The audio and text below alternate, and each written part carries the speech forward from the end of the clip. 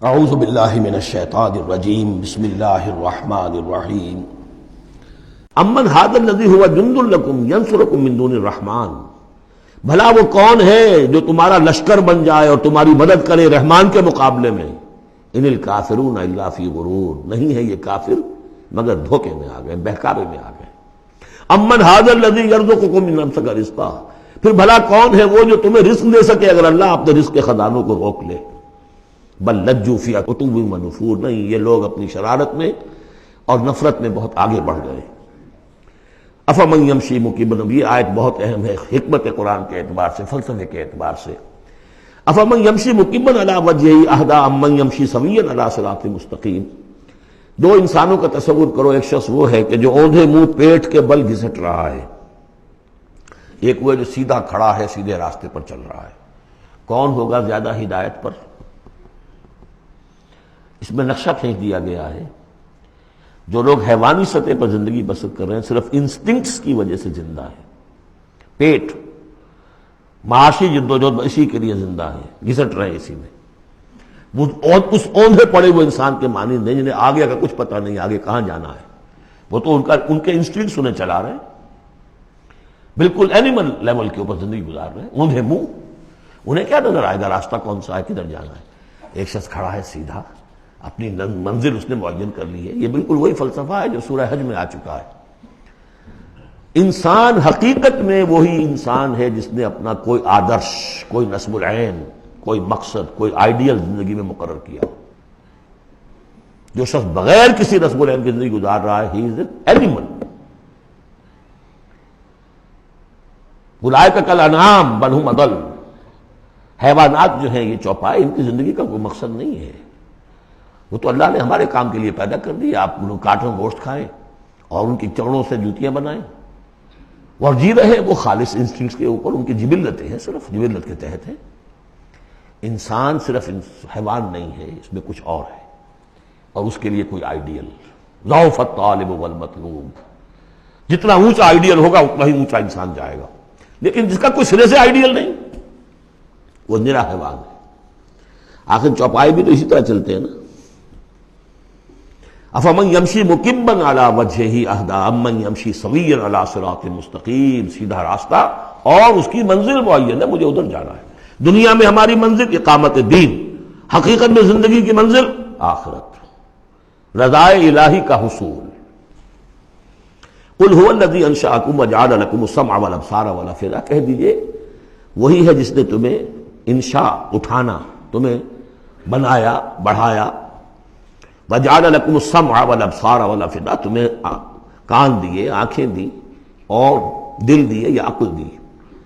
عام طور پر قرآن میں سمع پہلے کیوں آتا ہے اور بصار بعد میں کیوں آتا ہے؟ انسانی علم کا جب آپ جائزہ لیں گے تو اس میں پہلا حصہ ہوتا ہے جو پہلی نسلوں نے علم حاصل کیا ہوا ہے، اس کو آپ اخذ کرتے ہیں اپنی سماعت سے۔ آپ سنتے ہیں، کلاس میں لیکچر ہو رہا ہے، پروفیسر لیکچر دے رہا ہے، جو کچھ ہوا ہے پہلے وہ آپ نے پچھلی نسلوں کا جو بھی ذخیرہ معلومات ہے وہ جمع کیا، اب آپ نے آبزرو کیا، کچھ اور معلومات حاصل کی، کچھ نئی حقیقتیں آپ پر منکشف ہوئیں اور پھر آپ نے اس کو جوڑا، ایک قدم آگے گئے۔ ان السمع والبصر والفؤاد کل اولئک کان عنہ مسئولا قلیلا ما تشکرون، بہت کم ہی شکر ہے جو تم کرتے ہو۔ قل ھو الذی ذرأکم فی الارض والیہ تحشرون، کہہ دیجئے اسی نے تمہیں پھیلا دیا ہے زمین میں اور اسی کی طرف تم اکٹھے کر دیے جاؤ گے، جمع کر دیے جاؤ گے۔ وَيَقُولُونَ مَتَىٰ هَٰذَا الْوَعْدُ إِن كُنتُمْ صَادِقِينَ، وہ کہتے کب ہوگا یہ وعدہ، کب پورا ہوگا، اگر تم سچے ہو تو بتاؤ۔ قُلْ إِنَّمَا الْعِلْمُ عِندَ اللَّهِ، کہہ دیجئے کہ اس کا علم اللہ کے پاس ہے۔ آخرت کب آئے گی؟ وَاللَّهُ عِندَهُ عِلْمُ السَّاعَةِ، اللہ ہی کے پاس اس کا علم ہے۔ وَإِنَّمَا أَنَا نَذِيرٌ مُّبِينٌ، اور میں تو بس صرف ایک واضح اور صاف صاف ڈرا دینے والا ہوں، اس کے سوا میری ذمہ داری کوئی نہیں۔ فَلَمَّا رَأَوْهُ زُلْفَةً، پھر جب وہ دیکھیں گے اس کو، قریب آ گئی، سیئت وجوہ الذین کفروا، تو ان کے چہروں کے حلیے بگڑ جائیں گے، برے ہو جائیں گے ان کے چہرے، ان کافروں کے۔ وقیل ھذا الذی کنتم بہ تدعون، اور کہا جائے گا یہ ہے وہ جس کو تم مطالبہ کرتے تھے کہ لاؤ اور لے آؤ جلدی سے۔ قل ارأیتم ان اہلکنی اللہ ومن معی او رحمنا فمن یجیر الکافرین من عذاب الیم، اے نبی ان سے کہیے دیکھو اگر مجھے میرا اللہ ہلاک کر دے یا اور جو میرے ساتھ ہیں ان سب کو بھی ہلاک کر دے، یا اللہ تعالی ہم پر رحم فرمائے۔ سوال یہ ہے کہ تمہیں کون بچائے گا، کافروں کو کون بچائے گا عذاب علیم سے؟ ہمارا جو بھی ہو ہم ناکام رہ جائیں، تمہارے نزدیک ناکام ہو گئے، ہمارے نزدیک تو کوئی ناکامی ہے ہی نہیں۔ حل تربصون بنا الا احدی الحسنیین، دو اعلیٰ صورتیں ہیں، ان میں سے تیسری کوئی صورت ہے ہی نہیں۔ یا ہمارا رب ہمیں سب کو جام شہادت نوش کروا دے، کامیابی سب سے بڑی کامیابی تو یہی ہے، اور کامیاب ہو کر اگر واپس آ گئے تو تم بھی کہو گے کہ کامیاب ہو۔ لیکن تم سوچو کہ کافروں کو کون بچائے گا دردناک عذاب سے؟ قل هو الرحمن آمنا به، کہہ دیجئے وہ رحمان ہے، اس پر ہم تو ایمان لا چکے ہیں، وعلیہ توکلنا، اور اسی پر ہمارا توکل۔ نوٹ کر لیجیے یہ صورتیں جو ہے بالکل ابتدائی زمانے کی صورتیں ہیں۔ ابھی سمجھیے کہ یہ ابتدائی رد و قضا ہے، جس کی آخری شکلیں وہ ہیں جو سورہ انعام اور سورہ اعراف اور سورہ یونس اور سورہ ہود میں ہم دیکھا ہے۔ فَسَتَعْلَمُونَ مَنْ هُوَ فِي ضَلَالٍ مُبِينٍ، تو عنقریب تمہیں معلوم ہو جائے گا کہ کھلی گمراہی میں کون تھا، ہم تھے یا تم تھے۔ قُلْ أَرَأَيْتُمْ إِنْ أَصْبَحَ مَاؤُكُمْ غَوْرًا، ذرا ایک بات پر اور غور کرو، اگر تمہارا یہ پانی جو زمین کا ہے وہ نیچے اتر جائے،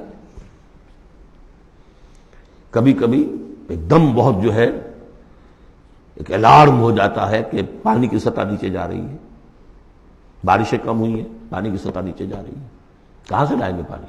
وہ تو پھر بھی ابھی ایک حد تک ہی نیچے جاتی ہے، یہ پانی اور نیچے چلا جائے۔ فَمَنْ يَأْتِيكُم مِّن مَّاءٍ مَّعِينٍ، کون ہے وہ جو لائے گا تمہارے پاس وہ پانی صاف نتھرا ہوا پانی؟ صدق اللہ العظیم۔